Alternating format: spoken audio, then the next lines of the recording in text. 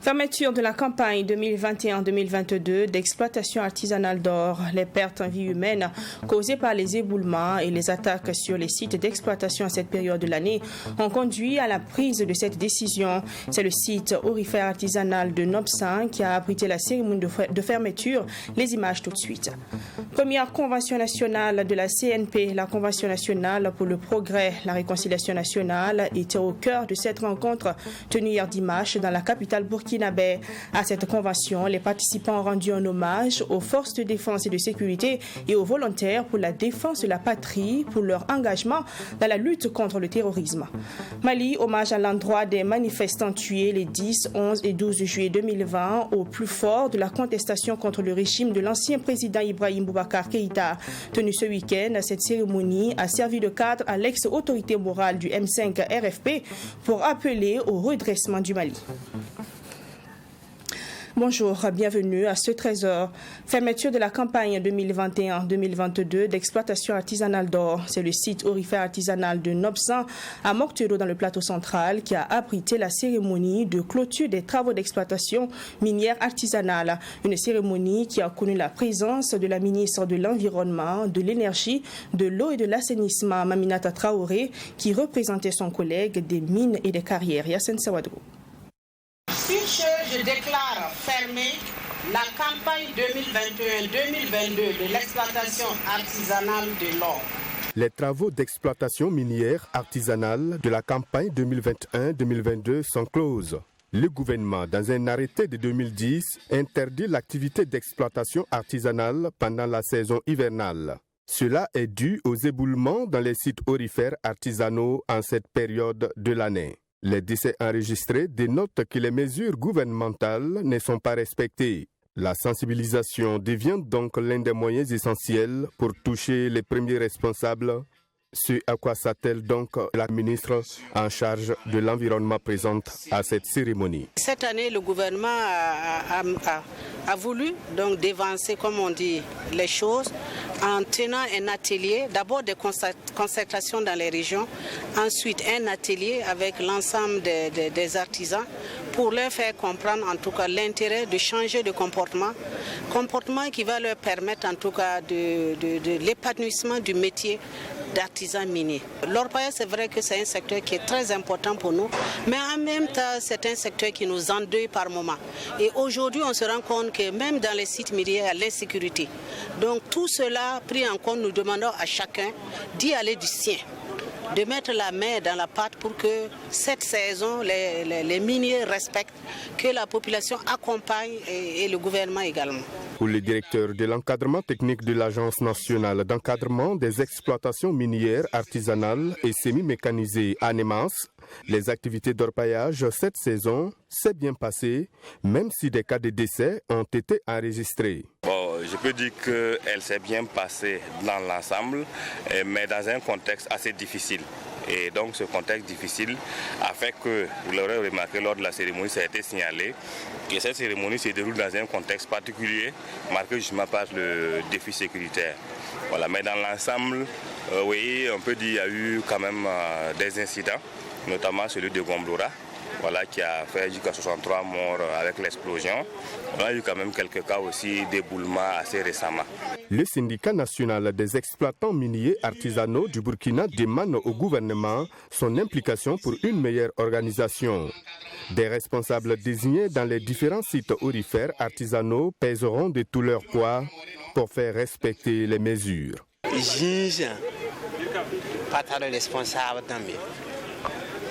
Les sites d'orpaillage n'ont pas de responsable et à chaque fois, nous interpellons les autorités. Il faut que chaque site ait son propre responsable. Ainsi, s'il y a un problème, ce dernier pourra le résoudre. Il y a un président régional. Si le responsable ne fait pas bien son travail, il doit répondre.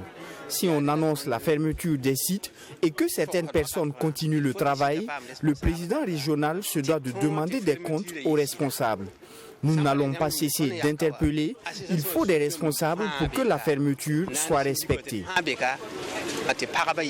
Selon la cartographie des sites d'orpaillage initiée par l'Agence nationale d'encadrement des exploitations minières artisanales et semi-mécanisées ANEMAS, plus de 600 sites sont fonctionnels sur les 8000 répertoriés. De 2010 à 2017, plus de 500 personnes sont mortes sur les sites d'orpaillage du fait des éboulements. Les sites d'exploitation artisanale resteront fermés jusqu'au 31 octobre 2022, date de la réouverture de la campagne. Notons que cette cérémonie de fermeture d'exploitation artisanale d'or a été ponctuée par une plantation d'arbres. Campagne agricole 2022-2023, le gouvernement a placé la barre haute pour les prévisions de production. Cependant, les ambitions sont limitées compte tenu de la situation sécuritaire assez critique. Un problème qui semble être pris à bras le corps par les autorités en vue d'améliorer les rendements cette année. Le ministre en charge de la question était sur le plateau du JDS de la télévision Trui TV ce 17 juillet. Le compte-rendu de Alexis Wenkouni Belemnaba.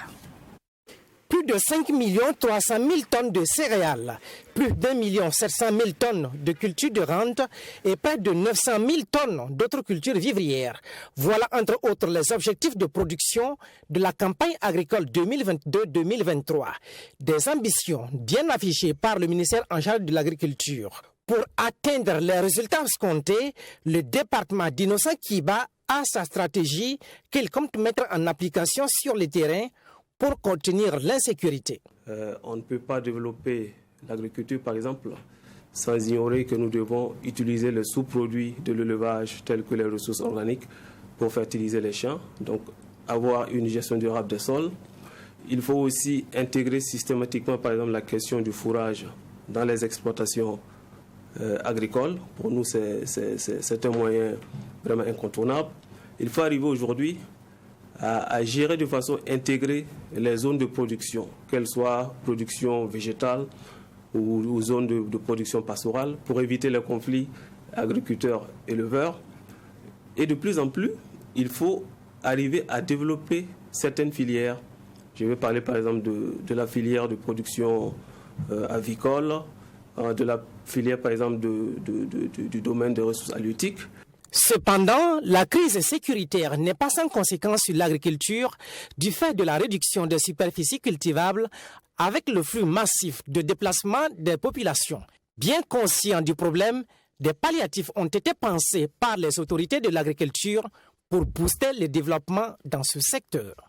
De concentrer aujourd'hui nos ressources que nous avons, que ce soit les appuis en intrants, en semences, en engrais, en prestations de labour, en appui conseil, de concentrer ces ressources dans des zones à risque climatique assez moindre, et surtout aussi dans les zones, les plaines, les bas-fonds, pour faire en sorte que nous puissions augmenter les rendements, mais de façon assez sûre. Parce que vous savez que l'agriculture chez nous, en dehors des zones aménagées, c'est toujours un risque qu'il y a si nous ne maîtrisons pas le climat, si nous ne maîtrisons pas la pluviométrie. L'autre défi qui se dresse face au ministère de l'Agriculture est l'inexistence de certaines matières premières au plan national, mais qui est beaucoup prisée, notamment le blé. Et pour disponibiliser le blé, des réflexions sont en cours pour sa culture au Burkina Faso, a laissé entendre le ministre. Donc l'idée c'est de réfléchir aujourd'hui et de voir si le blé peut être cultivé en rotation avec le riz. Parce que dans les périodes froides, ça se cultive dans les périodes froides, au mois d'octobre, novembre, décembre, en allant. Et ça nous permet, en ce moment, voilà, quand on ne peut pas faire du riz ou des céréales, de pouvoir faire du blé. Mais nous disons que si on se met à cultiver le blé, il faut penser à une industrialisation, il faut penser à une diversification de la consommation au niveau des populations, parce que ce ne serait pas seulement pour faire du pain. Mais aussi, on peut utiliser le blé pour faire des pâtes alimentaires, on peut transformer en farine, on peut faire des biscuits. Il faut développer une industrie autour de cela. Et nous sommes en concertation avec le ministère aussi en charge du commerce, en charge de l'industrie. Un rappel, La campagne agricole 2022-2023 a été lancée le 27 mai dernier. Le thème de cette présente campagne est « Intégration du système de production agricole, pastorale et halieutique pour une sécurité alimentaire et nutritionnelle durable au Burkina Faso ». Session ordinaire du Bureau politique national du Mouvement du Peuple pour le Progrès samedi dernier. Objectif, passer en revue la vie du parti, mais aussi présenter le rapport de la commission ad hoc mise en place pour évaluer le parti. Il ressort que depuis la création du parti en 2014, beaucoup de militants ont connu des frustrations à tous les niveaux. Occasion donc pour Alassane Balassa Kandé de présenter des excuses à tous les militants du parti. Michael Togré. C'est un bureau politique national du Mouvement du Peuple pour le Progrès MPP au grand complet réuni en session ordinaire pour discuter de la vie du parti. Un parti qui depuis 2014, date de sa création, des militants ont connu des frustrations, explique le président du parti. Ce sont là les conclusions de la commission ad hoc. Alassane Balassa Kandé, au regard des frustrations subies par les uns et les autres, a présenté ses excuses à l'ensemble des militants de son parti. L'humilité, il faut beaucoup la cultiver. Et donc ce n'est pas parce que je suis le président du parti, et j'ai été président du parti aussi par le fait de mes camarades. Et donc je ne peux pas assumer ce que mes prédécesseurs ont fait de bien et rejeter les petites erreurs qu'ils ont pu faire. Et donc moi, je prends ça en compte et je dis également à mon propre compte, j'ai présenté des excuses à l'ensemble de tous les militants. C'est ça aussi la responsabilité. Le MPP a perdu le pouvoir le 24 janvier dernier. Et des voix s'élèvent de plus en plus pour réclamer la démission du président du Mouvement du Peuple pour le Progrès. Et Alassane Balassa Kandé n'est pas passé par 4 chemins pour répondre à ses détracteurs. Pour des tracts comme ça, je suis plus pour que nous puissions nous asseoir et puis échanger. Mais lorsqu'on envoie des débats sur la toile, comme si on a épuisé les débats en interne, ça me pose problème. Je me pose sur le militantisme des uns et des autres. Je suis responsable du parti, je suis le président du parti. Et donc je ne descends pas dans la boue pour discuter de ces choses. C'est là le bureau politique national, le bureau exécutif national. Ça permet de discuter des problèmes du parti. Ce qui est sûr, au niveau de nos bases, nos militants sont sereins. Les militants sont toujours là. Même un seul militant qui démissionne du parti, le MPP, ça me chagrine. Mais pendant que d'autres démissionnent, il y a d'autres qui adhèrent. Et c'est ça, la politique. Depuis la chute du pouvoir de Roch Marc Christian Kaboré, Alassane Balassa Kandé d'expliquer que son parti, le Mouvement du Peuple pour le Progrès, se porte très bien. Cette session ordinaire du Bureau politique national est une instance pour définir les actions urgentes du parti, mais aussi aborder la question de la situation nationale marquée par le défi sécuritaire. La Convention nationale pour le progrès a tenu sa première convention nationale ce dimanche 17 juillet 2022 à Ouagadougou. Cette première convention avait pour but de faire une lecture sur la situation nationale afin de rappeler le caractère essentiel de la réconciliation nationale en guise de contribution. Le point avec Salimatou Zongo et Serge Kabouré. C'est sous le thème « Transition politique et réconciliation nationale, quelle contribution de la CNP » que la Convention nationale pour le progrès a tenu sa première convention. La question de la réconciliation nationale a été mise en exergue au cours de la dite convention. Pour les premiers responsables, cette rencontre tombe à point nommé car les points semblent divergents sur le processus devant conduire à la réconciliation nationale. Et c'est l'occasion pour eux d'apporter une réflexion sur ce thème afin que les Burkinabés puissent parler d'une seule et même voix. Notre parti a voulu apporter sa modeste contribution à travers l'organisation de la présente convention qui devrait déboucher sur des recommandations réalistes et réalisables visant à permettre une transition politique porteuse de sécurité, de paix, de cohésion sociale et d'espoir pour des lendemains meilleurs. Nos réflexions devraient également aboutir à des propositions concrètes pour parvenir à une réconciliation nationale sincère et durable. C'était aussi l'occasion pour le président de la Convention nationale pour le progrès d'attirer l'attention du public sur l'urgence de leur engagement dans le processus de réconciliation nationale, vecteur de paix sociale au Burkina Faso. C'est pour nous une forme d'appel à l'unité nationale et aussi un exemple que nous souhaitons partager. J'appelle les participants à cette convention à dépasser leur appartenance politique, leur ego et afin d'analyser objectivement la situation que nous vivons et de faire des propositions de sortie de crise en ayant pour boussole l'intérêt supérieur du peuple burkinabé. À en croire Théodore Zambende, président de la Convention nationale pour le progrès, seul le pardon pourra aboutir à une réconciliation nationale durable au Burkina Faso. Il invite donc à cultiver le pardon dans les cœurs et face aux défis sécuritaires, les Burkinabés se doivent de taire leurs divergences pour sauver la nation. Le pardon ne veut pas dire qu'on est faible. Le pardon, par contre, montre qu'on est une personne très forte. Donc nous demandons à nos compatriotes de cultiver le pardon et avec ce pardon nous irons à la réconciliation nationale. Une vraie réconciliation nationale parce qu'il faut que ce soit un vrai pardon, que nous pardonnons au fond de notre cœur. Et nous pensons que c'est une étape nécessaire actuellement pour notre pays. Donc tout le monde doit avoir le pardon dans le cœur.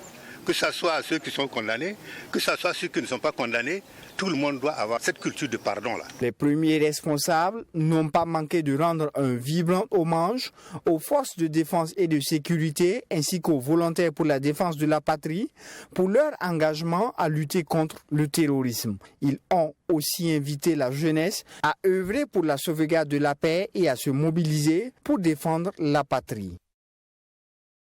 Conférence de presse co-animée ce 15 juillet dans la matinée par la coalition des patriotes africains COPABF et le mouvement citoyen Les Révoltés. Objectif pour ces derniers, donner leur point de vue sur la situation nationale. Les membres de la COPABF font donc des propositions pour une lutte efficace contre le terrorisme et appellent le président du Faso, Paul-Henri Sandaogo Damiba, et tout son gouvernement à mettre leur intelligence collective pour une sortie de crise. Bientôt 6 mois que le mouvement patriotique pour la sauvegarde et la restauration MPSR est au pouvoir suite à un coup d'État.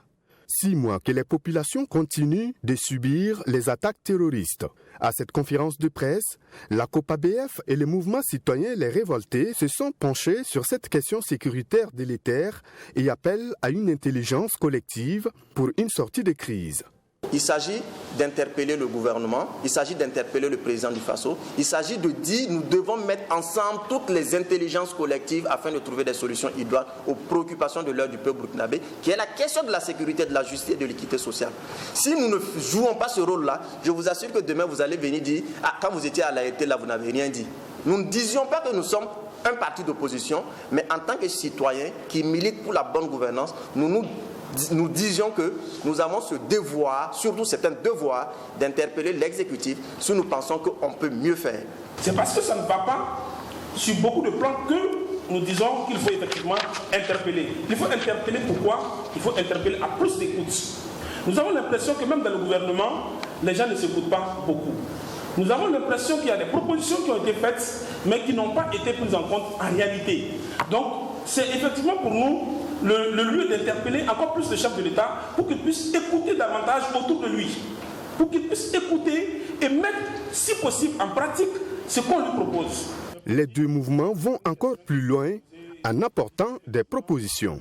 En plus du renforcement de la capacité opérationnelle de notre armée avec la logistique et le matériel militaire, notamment les moyens aériens adéquats, du recrutement massif de jeunes dans les rangs de notre armée, de la mobilisation patriotique qui fait de chaque jeune burkinabé de plus de 18 ans un réserviste. La mise en place effective de la brigade de veille et de défense patriotique afin que chaque commune de notre pays puisse se comporter comme un camp militaire. La promotion du dialogue et de la collaboration entre les différentes unités et acteurs des forces de défense et de sécurité. Parlant de la démarche vers une réconciliation nationale, les conférenciers ont été plus clairs. Aucune réconciliation pérenne ne peut se faire sans la vérité et la justice. Je dis bien aucune. Toutes les nations qui sont arrivées à une réconciliation vraie et sincère, qui a duré, qui a permis à ces nations de rebondir, sont passées par la vérité, par la justice. D'abord, nous pouvons dire, faisons table rase. Il y a des gens qui ont perdu des parents. Le peuple burkinabé a été victime des vols. Et quand les gens parlent souvent de justice transitionnelle, nous disons oui, mais il faut de la réparation de l'État. Le mouvement citoyen Les Révoltés et la COPABF ont tout de même réaffirmé leur soutien aux autorités de la transition. Selon eux, il faut la mise en place d'une chaîne de solidarité nationale impliquant chaque citoyen burkinabé, réduire le train de vie de l'État et investir dans la prise en charge des personnes vulnérables et déplacées internes au vu de la situation actuelle du pays. Manga, dans le centre-sud, a abrité ce 14 juillet un atelier régional du projet d'appui au développement du secteur de l'élevage au Burkina Padelbé. Ce projet, dont le coût total s'élève à plus de 46 milliards de francs CFA, avait une durée de 5 ans, soit de 2017 à 2022 sur le territoire national. Le rendez-vous entre les structures étatiques, les partenaires et les bénéficiaires du projet a permis de faire le bilan des activités mises en œuvre dans le cadre du Padelbé. Yassine Sawadro. Plus de 380 000 jeunes femmes ont bénéficié de l'accompagnement du projet d'appui au développement du secteur de l'élevage au Burkina Faso Padelbé. Son objectif est l'amélioration de la productivité et la commercialisation. Malgré les difficultés liées au Covid-19, la question sécuritaire dans plusieurs régions, ce projet qui est à son terme a été une réussite grâce à l'accompagnement des acteurs directs, des services d'appui aux conseils centraux et déconcentrés, privés et publics, les autorités politiques et administratives et des institutions financières. L'atelier de ce jour est un atelier bilan des réalisations des activités du Padelbé dans la région du centre-sud. Vous aurez remarqué le projet à sa clôture. Il était vraiment important que les acteurs et l'ensemble des parties prenantes puissent se retrouver, présenter le bilan et voir dans quelle mesure les acquis qui ont été engrangés peuvent être consolidés. Au jour d'aujourd'hui, nous sommes à plus de 72% de taux de satisfaction des bénéficiaires. Et lorsque nous regardons aussi le taux de décaissement de la partie IDA, Banque mondiale, nous sommes aujourd'hui à un taux de décaissement de 100%. Donc nous pensons qu'il y a de réels motifs de satisfaction, mais nous pensons que c'est le ressenti des bénéficiaires du projet, objet du présent atelier, qui peut ou non nous conforter dans cette satisfaction. Dans la région du centre-sud, plusieurs ménages ont bénéficié de l'accompagnement du projet avec l'appui technique de la Direction régionale des ressources animales et halieutiques. Présents à cet atelier, ces bénéficiaires traduisent toutes les reconnaissances aux premiers responsables du projet. En 2018,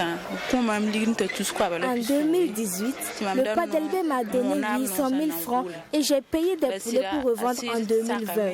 Vraiment, j'ai eu beaucoup de bénéfices. L'année passée, mon fils a eu son bac et c'est dans le bénéfice que j'ai enlevé pour payer un ordinateur portable pour lui.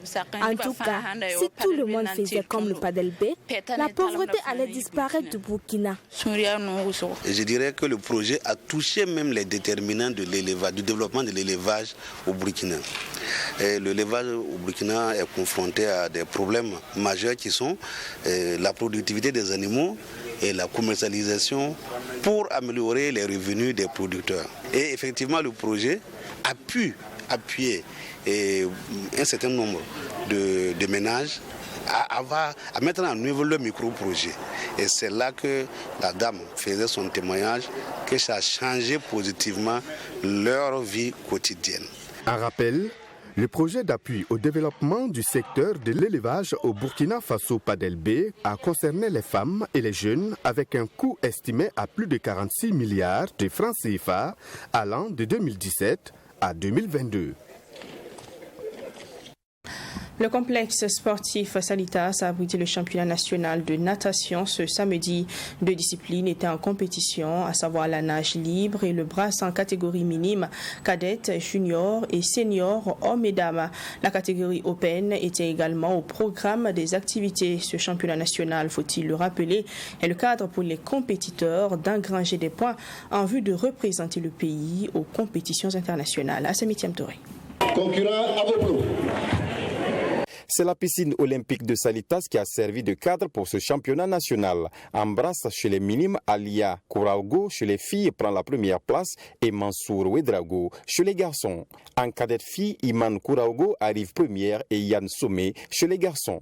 En junior, Shaïda Tinta est faite championne chez les filles et Suleiman Nampare chez les garçons. En senior, Elsa Zuitaba chez les filles remporte l'épreuve avec un temps de 47 secondes. Elle remporte également l'épreuve de la nage libre, mais termine 4e au Open. Ça, c'est la grâce de Dieu avec quelques entraînements aussi que j'ai eu à faire. Bon, c'est vrai que les entraînements n'étaient pas trop ça, mais bon, on s'est donné à fond et puis bon, on a fait de notre mieux aussi. Très difficile parce que comme il y a le domaine professionnel aussi qui est là, pour combiner les deux, travailler et puis faire le sport, souvent c'est pas simple, mais bon, on essaie de faire de notre mieux aussi. Chez les hommes, Ismaël Diallo, en 37 secondes, arrive premier. Lui également remporte l'épreuve de la nage libre et termine 2e en 100 mètres open. Bon, je peux dire que ça a été dur parce qu'on était nombreux à compétir. Senior garçon, c'est pas du tout facile, surtout quand on fait l'aller-retour. Le retour, c'est très très compliqué. Bon, j'ai donné le meilleur de moi-même et le résultat a marché.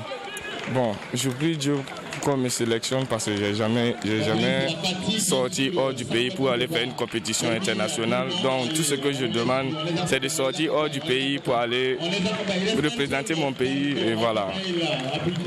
Un pari réussi selon les organisateurs qui se disent satisfaits de l'organisation et de l'engouement suscité. Nous allons motiver encore plus, en tout cas les partenaires privés, pour qu'ils déposent encore une autre coupe. Quant au ministère, il fera des efforts. Comme il a dit, je me rappelle encore quand j'étais au ministère, la première subvention que nous avons accordée à la natation, c'était 500 000 francs. Cette année, ils ont reçu 10 millions. Alors donc, ça progresse. Je me réjouis du monde qu'il y a eu. Et je me réjouis parce que, monsieur le directeur général vous a dit, le premier championnat national a reçu une subvention de 500 000 francs. Aujourd'hui, nous sommes à 10 millions. Cette évolution reflète également l'intérêt que la population porte sur cette discipline. Et nous pensons que cet engouement-là ne fera que grandir jusqu'à ce que nous en soyons vraiment aux anges. À l'issue de la compétition, tous les meilleurs athlètes dans chaque discipline ont été récompensés et rendez-vous est pris pour la saison prochaine. Et on termine au Mali. L'imam Mahmoud Dicko rend hommage aux manifestants du M5 RFP tués les 10, 11 et 12 juillet 2020 au plus fort de la contestation contre le régime de l'ancien président Ibrahim Boubacar Keïta. À l'occasion, il a appelé à une nouvelle phase de réussite de la transition, ouvrant une brèche sur l'actualité au Mali. L'influent imam a opiné sur l'arrestation des 49 militaires ivoiriens au Mali. Les détails de notre reporter sur place à Bamako. En retrait de la vie publique depuis la chute du régime de feu Ibrahim Boubacar Keïta, dont il fut l'acteur majeur, l'imam Mahmoud Dicko a encore fait une sortie remarquable. Une sortie à l'occasion de la cérémonie d'hommage aux victimes dont certaines ont perdu la vie devant sa mosquée. L'ex-autorité morale du M5 RFP, mouvement politique à la base du renversement du président Feu Ibeka, semble être insatisfait de la marche de la transition en cours. Nous avons fait la révolution, le parachèvement, la rectification. Il nous reste maintenant le redressement. Et le redressement ne se fera pas par un individu, ni un groupe d'individus. Ça se fera avec l'ensemble des Maliens. Il faut nécessairement aujourd'hui qu'on aille vers une situation qui fait au moins le minimum de consensus. Se prononçant sur l'actualité nationale, notamment sur l'affaire des 49 militaires ivoiriens arrêtés et qualifiés de mercenaires par Bamako, l'imam Dicko invite les autorités maliennes à calmer le jeu. Pas multiplier les fronts, quelle que soit votre force, c'est pas intelligent. Maintenant, il faut aller vers vraiment une situation désamorcée un tout petit peu. Venus nombreux à la cérémonie de lecture du Coran, les parents des victimes n'ont pas caché leur déception face à la lenteur de la justice sur cette affaire. C'est la fin de ce journal. Merci de l'avoir suivi. On se retrouve demain 7h30 et 13h. Bonne suite de programme sur Truy TV.